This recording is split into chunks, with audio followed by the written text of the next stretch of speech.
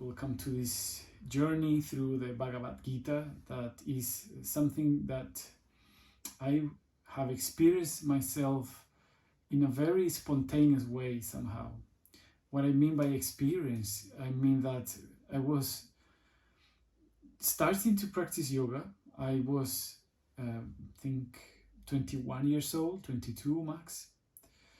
And I remember in the university, just in a break, I was sitting on the dining room, and I was having this book in my hands because I entered into the world of yoga, so I wanted to know more, I wanted to study more.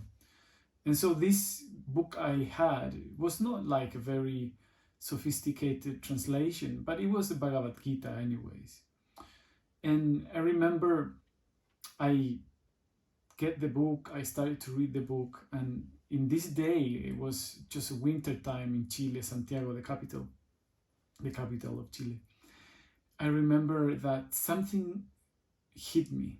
Something when I was reading the book really sort of touched not only my heart, but really opened my mind. And I remember that it was as if the dialogue taking place in the Bhagavad Gita, that I will explain thoroughly in the coming classes, was actually a dialogue that I was having within myself. And I remember taking the book, going outside to the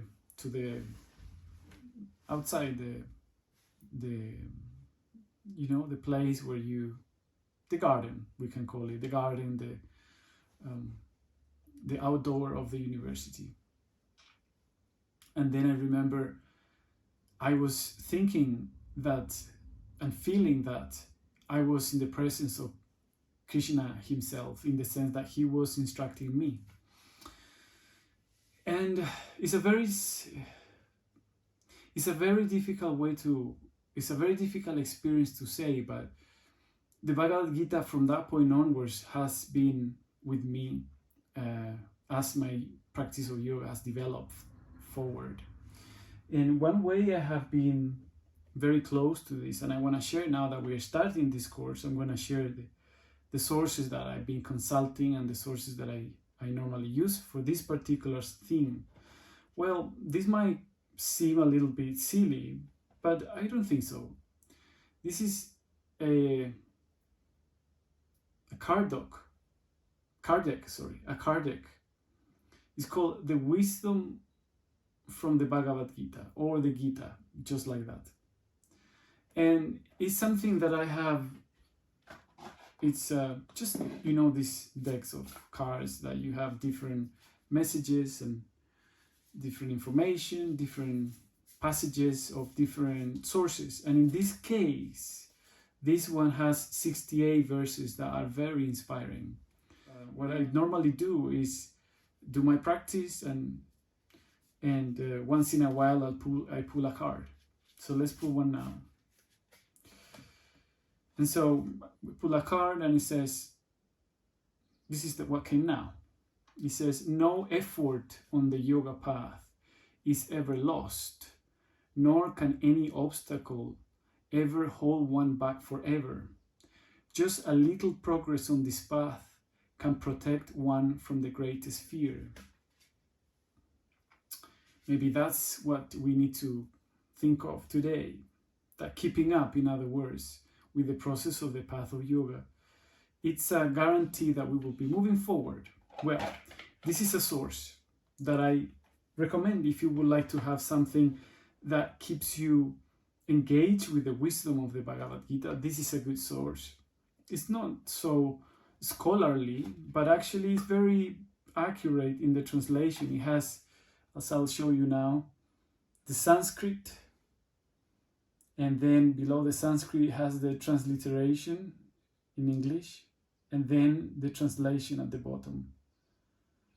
And so it's something that you could have if you wish to.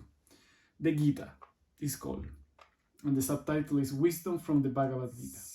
Designed and printed by Palace Press International. Published by Mandala Publishings. Okay, this is one thing I used to be engaged and connected to the Bhagavad Gita. But now the wider view or the wider approach to the subject of the Bhagavad Gita, in the correlation with Western philosophies and spiritualities, in the connection also it has with other type of spiritualities or philosophies, not just from the West, but also from other parts of the planet, I have been looking into the book of Aldous Huxley. And this book of Aldous Huxley is a book that has a lot of reference to the Bhagavad Gita and many other sources. The book is called The Perennial Philosophy. And basically, Aldous Huxley in this book makes a comparative study of different ideas and principles and beliefs and establishes a connection between them. And Bhagavad Gita is, according to him, one of the most important pieces of spiritual literature that humanity has ever written. And therefore, I would suggest, if you would want to at some point understand the interconnection at the base of ideas that different spiritualities have, he offers good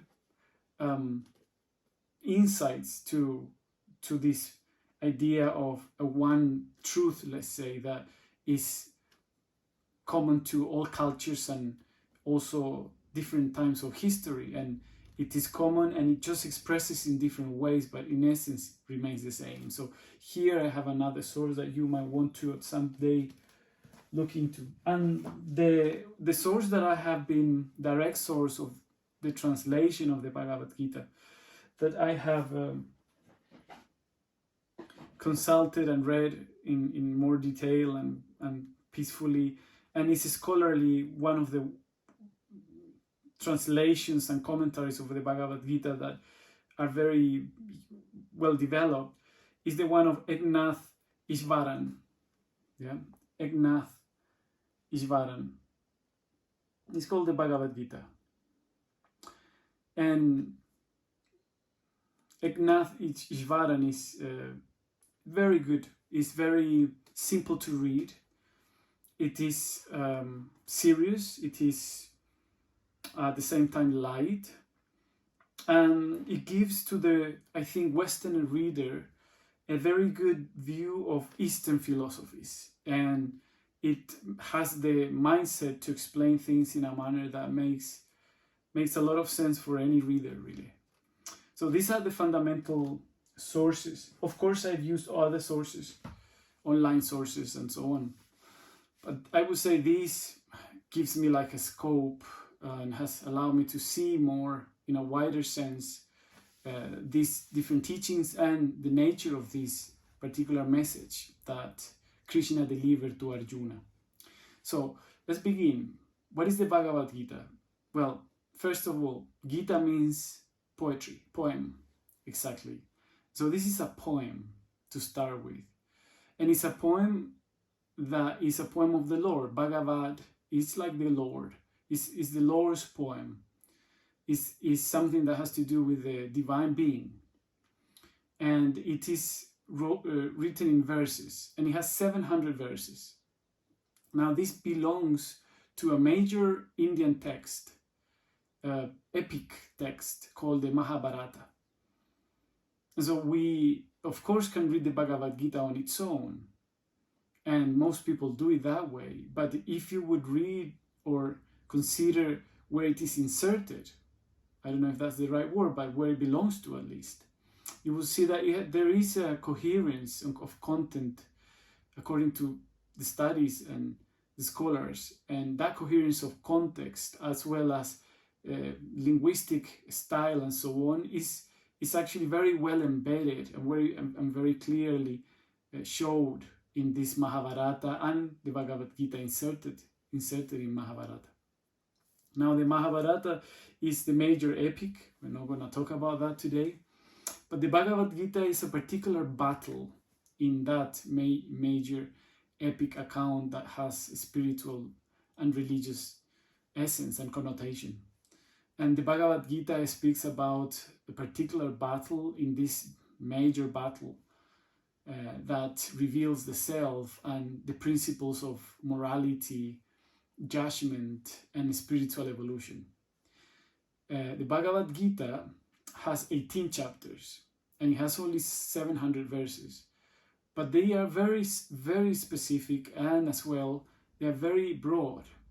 For many scholars, the Bhagavad Gita is a very good synthesis of the entire belief systems of India. It is a sort of synthesis of Hinduism. And so people that read the Bhagavad Gita in some ways are reading the essence of Hindu beliefs, where all the basic philosophies are included and very well engaged and articulated with each other. Vedanta, Samkhya, Yoga, and so on are the basic pillars of the Bhagavad Gita. And you will be able to understand also the essential elements that precisely define Vedanta, Samkhya philosophy, and the Yoga philosophy and practice. And so for those who want to learn about Hinduism, and for those who want to understand the mentality of Indian people, Bhagavad Gita is really foundational, because it's part of practically a reference of practically every tradition, or most traditions, not all of them, of course, but most traditions are somehow referring to the Bhagavad Gita in one way or another. The interpretations are obviously not always the same, like in all religious texts. But most of the different traditions and schools of thought in India have a place for the Bhagavad Gita. Why? Well, this is the reason why we have this course beginning today. The Bhagavad Gita, it's a dialogue, essentially. And so it takes place between two people, essentially. And these two people are two men that are taking part in this battle between two families that are opposing in ideologies, and they are opposing in the concept of the world.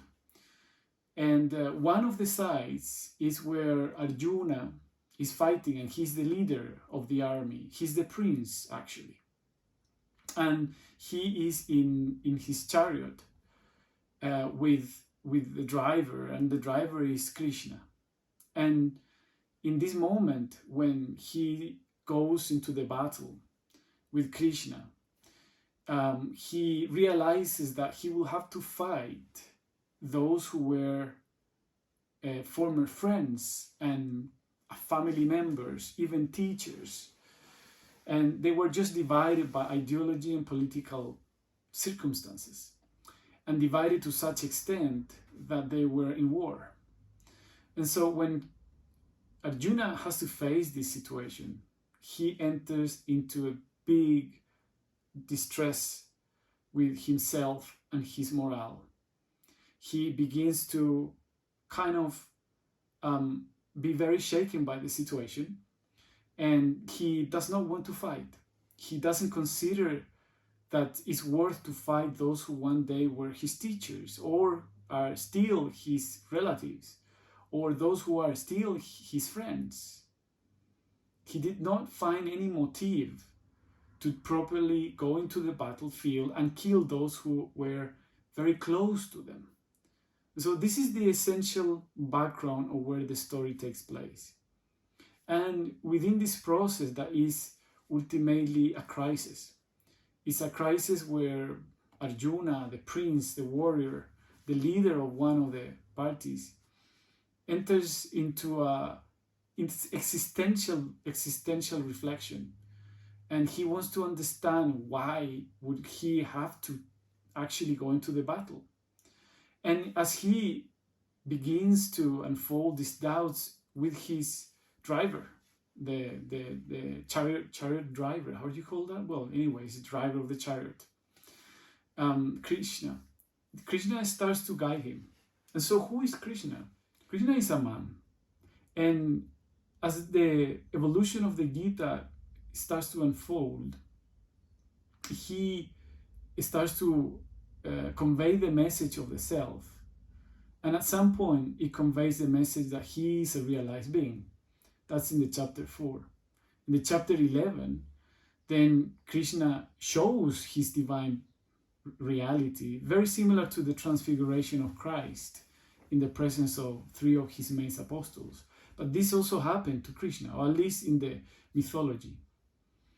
And so what is actually implying there and is explained is that Arjuna enters into a sort of trance, and called there in India, in the philosophy, samadhi, and nirvikalpa samadhi, salvikalpa samadhi, particular and then universal, meaning one with everything but still remaining himself, and then one with everything, and then he sees the divine nature of Krishna.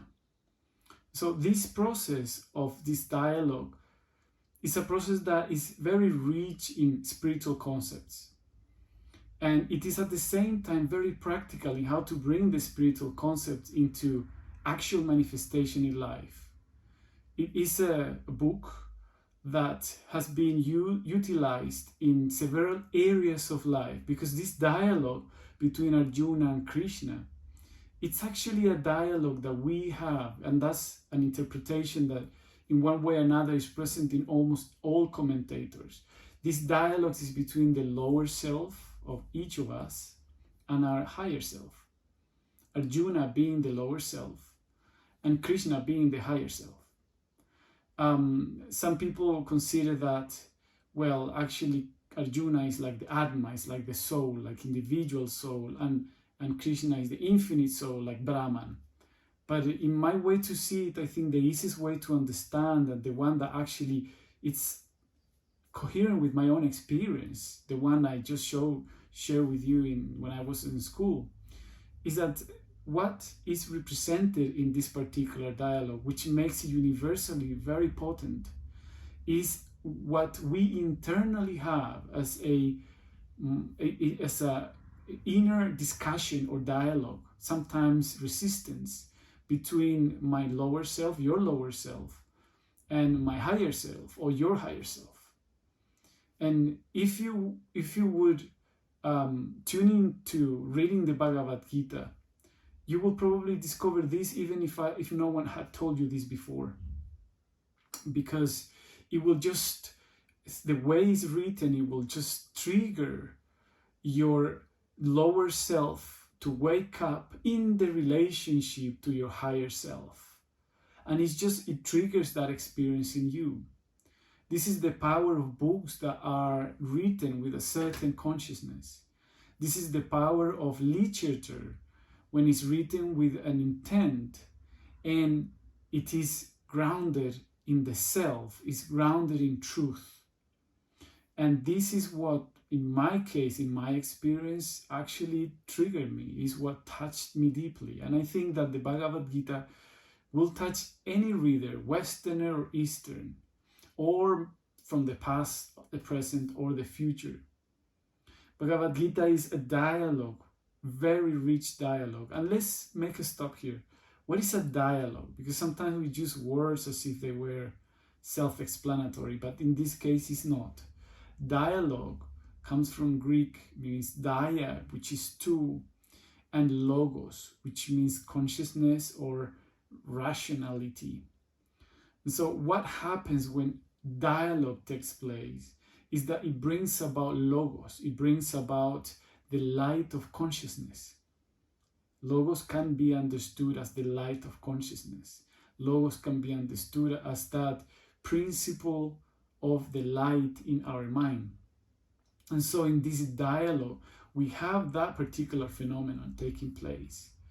It is a manifestation of a higher degree of discussion, inner discussion, where the pursuit is actually truth. People in this dialogue of the Bhagavad Gita, these two men, are searching for the truth of the situation and also the truth of our existence. And that is what can lead a discussion into becoming a dialogue, which actually awakens logos. And let's not forget that Logos in our Western society is God. Logos has become symbolically and religiously a way to express that divinity that was once made flesh, as we see in the Christian narrative. And so this dialogue is also happening within ourselves, but sometimes it doesn't happen as a dialogue. It happens as a war.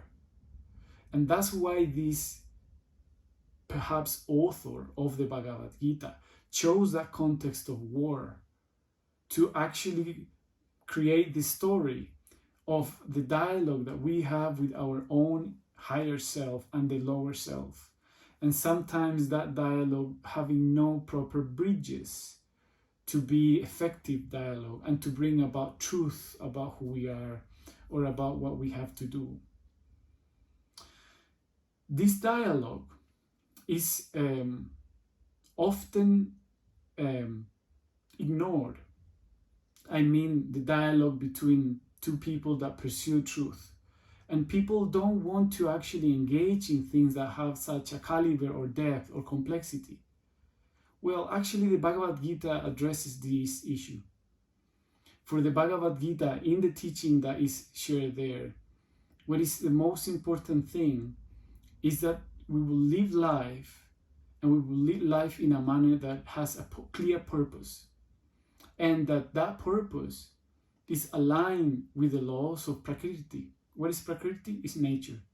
It's aligned with the laws of nature, and it's also aligned with the laws of Dharma. What is Dharma? It's the path. It's the path of righteousness. And so the dialogue, it's in some ways a very interesting example of how correcting could be some pieces of literature to our psyche. It's correcting to the psyche that is not aligned with the higher self. It is corrected to the psyche that does not understand how to bring down to practicalities the relationship with the higher self. I'm using the word higher self, but you can also understand this as Brahman, as I was saying before. Some people think that the way to understand this is to portray the whole picture within the concept of God and humanity and the spirit of human beings. That's also good. That's also possible. I tend to feel that there is one self, and this is actually part of the metaphysics of the Bhagavad Gita. The Bhagavad Gita represents the non-dualism of Vedanta philosophy, or especially the Advaita Vedanta. That is the most modern version of the Vedanta that has at least 2,000 years ago, and the Advaita Vedanta is from the 12th century of this era. And so that idea of non-dualism is actually present, essentially present in the Bhagavad Gita, which means that there is basically one reality that is a reality that is present everywhere, and that oneness is actually what determines the human experience. And whenever in that relationship to that oneness we miss to see the unity of everything, then we start suffering. Then we start creating a parallel concept of who we are and what is the reality. And in that parallel concept, then we create dualism. We create separation. We create a distance between our lower and higher self. And so we start to develop from that sense of separation different strategies and coping mechanisms for life. That ultimately what they do perhaps is deal with the circumstance of us creating a sort of separation of the idea of oneness and one with the divine, but in the long run it creates a larger separation and disconnection with the source of our true self. Well, Bhagavad Gita it's a book that was probably, and I'm gonna say a few things today and also throughout the classes, but today mostly like more the bigger picture of where this comes from and what it is, and some basic introductory principles that we need to have in mind to really be able to explore the Gita effectively, right? And so what I want to say now is that the origin of the Bhagavad Gita as the main text of humanity of ancient times is not evidently clear. It's not certain. There's just not explicit sources that we can quote in such a way that would make us feel like this is absolutely true in this or that way. In the case of Bhagavad Gita, there is a frame of about 200 years to 300 years in which we consider it to be written. Most of the scholars that have studied the Bhagavad Gita agree that the Bhagavad Gita was written 5 centuries before the Common Era. And that is very interesting. And it makes me recognize something that was written by Karl Jasper, that actually discovered that in the 5th century, there is actually major change in consciousness. And so we have Bhagavad Gita written more or less, we have draconian rules and pre-Socratic awakening in Greece. There's Buddhism also rising to the surface, and Buddha living his life. And so there's several phenomena happening around the planet. Many different cultures develop a accurate connection to the spiritual consciousness, and then they develop those connections in different ways. Pre-Socratics in philosophy, the Bhagavad Gita, Confucius in the way he conceived the society and the development of a man or a human. And the Bhagavad Gita is probably written in that time, and the Bhagavad Gita is attributed to Vyasa. Now, Vyasa could have been one of the authors of the Bhagavad Gita, but there's some people, some scholars, that think that the Bhagavad Gita was written by more than one person. And it was written by the same authors of the Mahabharata, or authors that were also authors of some of the parts of the Mahabharata. So we cannot really tell with certainty who is the author of the Bhagavad Gita, but most of people will say it's Vyasa. What we are having here is a dialogue, as I was just saying, that guides the lower self, or the doubting mind we can think of. The doubting mind and the moral insecurity of a human being to explore and expand beyond the circumstances of life, to understand that there is a major purpose in the life of everyone. And this is something that is present in every single heart. Every single heart of every single human being, in one way or another throughout life, delivers a message of what is consciously correct. Right? You know what you have to do.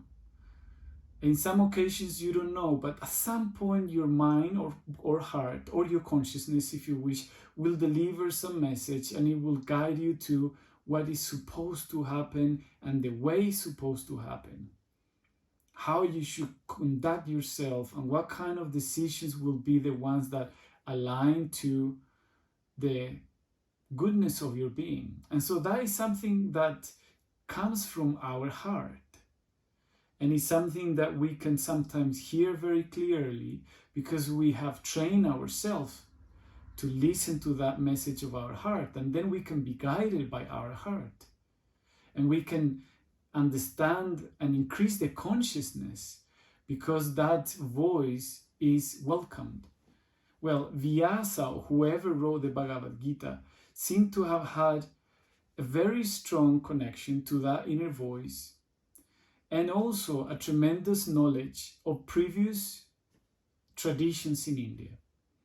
And like many of these foundational texts that are present in all cultures, they are synthesizing an amount of wisdom that is actually sort of collected from a vaster frame of time of sometimes hundreds or even thousands of years. The Bhagavad Gita puts together the information of spiritual wisdom and the teachings of philosophy of Indians that is very long in time, but it puts it in a way that is easy to convey for an audience of those times, or the times of Adi Shankara, that is the one that initiated Advaita Vedanta and the one that established a commentary that is very important, a commentary about the Bhagavad Gita. Or it can actually affect people from nowadays. What we are going to study from today is a guideline to actually master the self. In the interpretation of Eknath Ishvaran, the one that I just showed you, this author of this book, Bhagavad Gita is actually a manual for self-mastery. Every different commentator will have a certain key idea that they grasp from the Bhagavad Gita. And for Isvaran, the Bhagavad Gita is for self-mastery, is the guideline that allows you to engage your inner self, to fulfill the purpose of your inner self in the world. That's what self-mastery would mean in this case. It's not just about you in this connection to the world, but it's about you in connection to the world. And so that inner self and you developing that connection with the world from that stand creates a life of health and a life of freedom, which is ultimately the purpose given in the Bhagavad Gita. Freedom of spirit, freedom of the idea of not being one with everything, freedom from the illusion of the external world being separate and being different. Liberation implies that there is an understanding that in everything there's a piece of you. In everyone there is a piece of you. And in yourself there's a piece of everything and a piece of everyone. That's the oneness. And that is the kind of self-mastery of being aligned with that oneness and work from that consciousness of oneness to manifest in life the type of experience, the type of life that we are wanting and supposed to manifest according to our karma, according to our life plan, according to our tendencies, according to the purpose of our spirit. Other very foundational things about the Bhagavad Gita need to be mentioned. For example, in the 20th century, the Bhagavad Gita was tremendously important in the entire political development of Mohandas Gandhi. He took the Bhagavad Gita, he memorized it, and he learned it in such a way that, according to him, it became the foundational inspiration for the entire life and political actions that he took upon himself. For him, the Bhagavad Gita is a spiritual dictionary. I think this is an idea that obviously comes from geniuses, to put complex things into simple sentences. The Bhagavad Gita is a spiritual dictionary for those who are searching for the basic pillars of a spiritually conscious life. Bhagavad Gita is the first text that is delivering a certain systematic message about yoga. The word yoga is part of the Indian literature and Indian philosophy from all times. Yoga is something that you see in the Vedas and you can find in the Upanishads, and it's always been the case that yoga is essentially present in all types of Indian literature. But in the Bhagavad Gita, for the first time in history, yoga becomes a systematic discussion and a systematic reflection to how to live life and conduct life in a manner that leads you to liberation and self-realization. Yoga in the Bhagavad Gita is explained for the first time as basically 3 or 4, depending the commentator, but 3 or 4 ways to live it or practice it. For Krishna, when instructing Arjuna, he says that yoga is either karma yoga, which means that you involve yourself in life in such a way that you act. Karma is the law of action, is the law of action and reaction.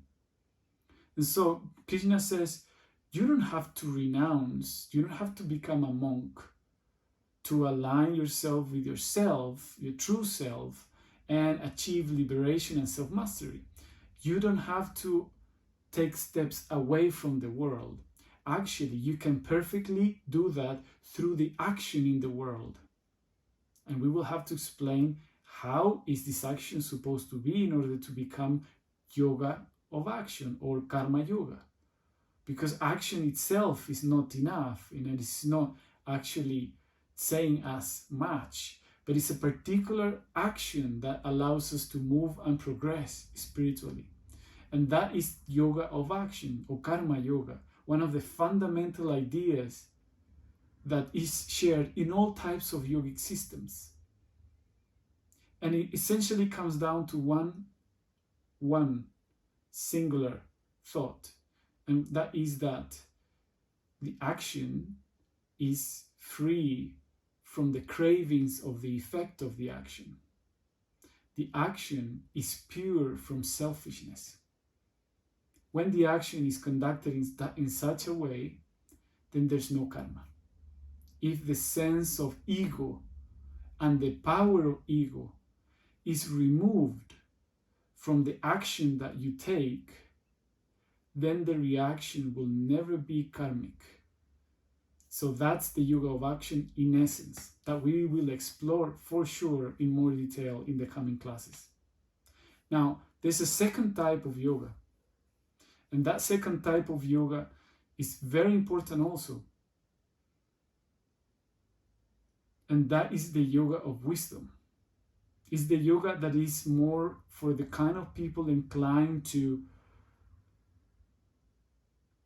have an intellect, and that is stronger, that is, let's say, more demanding. And that is called Jnana yoga, or sometimes they say Gyan yoga. I think both terms are correct, but the most accurate would be Jnana yoga. It's written with J, J-N-A-N-A, Jnana yoga.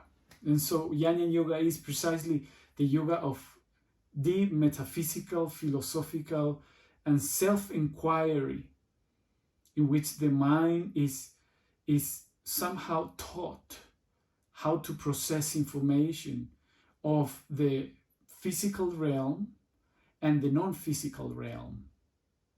And in this process, the mind can, like with karma yoga, achieve the ultimate destination, which is freedom. But if that is the type of path that you would, let's say, feel inclined, but maybe you don't, well, there's a third type, Krishna says. And that third type is called Bhakti yoga. That is the most known, that's the most famous, because the Hare Krishnas that actually are rooted in this precise text, and they follow and worship this precise avatar. I will explain what is an avatar soon. They express this as Bhakti yoga, which means love, devotion, surrender. And so there's in every action, in everything that you would encounter in life, a possibility to give it to God. That's in essence Bhakti yoga. Some commentators, though, based on the Bhagavad Gita, they say, well, when these combine, or when you add meditation to the process, then we have a fourth type of yoga, and that is Raja yoga. And so For some people who have studied the Bhagavad Gita, what Krishna is offering is 4 paths or 4 ways to self-realization and freedom. And the 4th will be Raja Yoga. And that is the one that uses more meditation as a technical tool. But one thing we must have clear, now we start this process of exploring the Bhagavad Gita. Actually, all the paths are valid. Every single approach you take, or the path that you choose to be the strongest, because at the end of the day, they never happen to be in a pure form. All the paths leading to the infinite consciousness, the Brahman, will be in one way or another connected to each other, and there's never actually one of them happening without the others. And Krishna says there's no higher or lower, and he goes even further. He says that even if you are not a yogi in the classical sense that you will renounce and become a monk, but you will be a householder, he says that neither of these 2 statuses will be higher or lower. And so it supports the path of both monks and householders. And Krishna says what matters is not what you do, but how you do it from inside. Because you might be a monk, but in your mind, you're still attached, greedy, materialistic, and not in faith, not living a life of faith and discipline. What matters, Krishna says, is that whichever path you take, the householder, the yogi, the monk, someone that renounces, is actually not important. What is important is the internal attitude. That is what will make the difference in being successfully walking the path towards liberation, or making it not actually effective. But the message of the Bhagavad Gita is whichever path you take it from the right place within, and embrace the cause from within, from your heart. And what we're going to develop from today onwards, it's a systematic approach to the main ideas of this text. We will look into the concepts as they are explained, but we're also going to practice. My idea is that we will get the feeling of what is the message. Chapter 6 of the Bhagavad Gita entirely is devoted to yoga.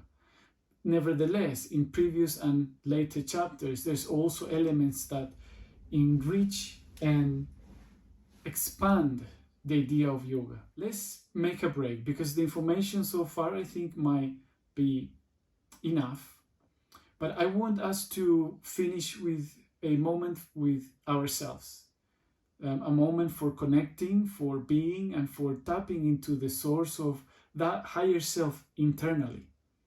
I want today to just come to our heart and bring the hands in this position, and with this we complete the journey, and we complete it in an experiential way. The fingers, all the fingers together at the level of the heart. And we will remain in this position. And in this position we will also relax our shoulders. And we will for a moment just stay in silence, letting this teaching sink into our hearts, and letting this guidance that comes from ancient times become very practical to guide our present condition and spiritual process. And in this position, I want to invite you to sit straight on a chair, on a sofa, on your bed, or just sit on the floor, crossing your legs, whatever is the best for you. And then keep the fingers together, creating a space between your palms. Inhale throughout 5 seconds. Hold the breath in for 5 seconds and exhale throughout 5 seconds, and repeat. We will do this 5 minutes, so please begin.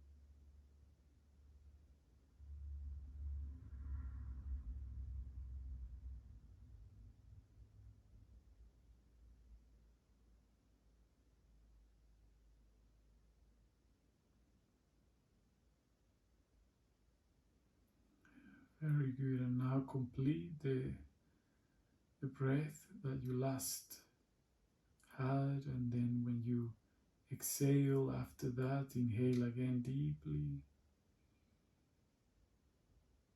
and again exhale, and again inhale, and again exhale, and the last time inhale, and exhale. And relax the hands down and stay with your eyes closed for a moment. Breathe naturally, normally. Be in silence.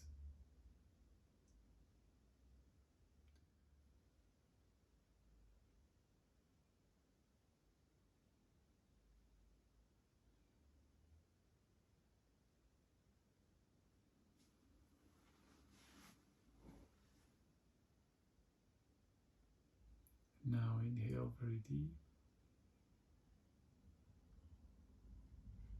And then exhale. And we're going to see matters that are very practical and very personal also.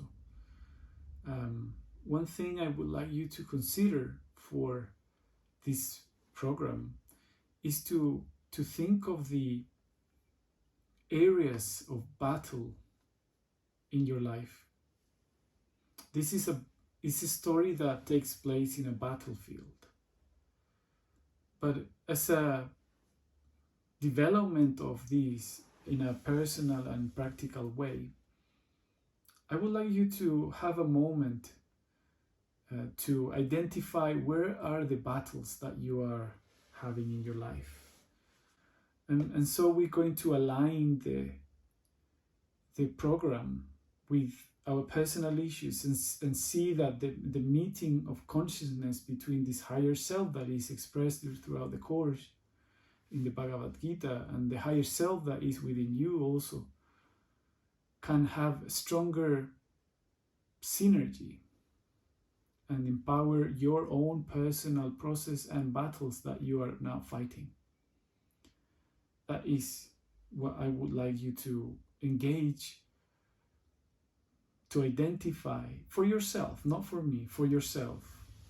I'm sure that the energies will lead into solving and resolving most of the questions and battles that you have.